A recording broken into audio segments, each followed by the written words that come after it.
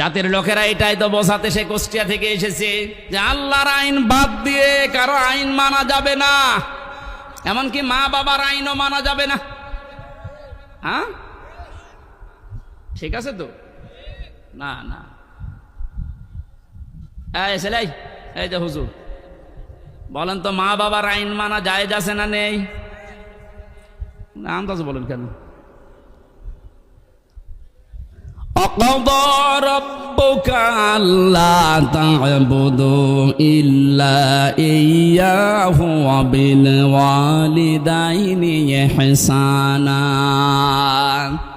সূরা বানী ইসরাঈলের 24 নম্বর আয়াতে 22 নম্বর আয়াতের প্রথম অংশে আছে, আল্লাহ পাক বলেন, আমি রায় দিলাম, আমি ফতোয়া দিলাম, সিদ্ধান্ত নিলাম, কার্যকর করে দিলাম, লিখে দিলাম, ফায়সালা করে দিলাম, আর কোনো নড়ন চড়ন নেই, কোনো পরিবর্তন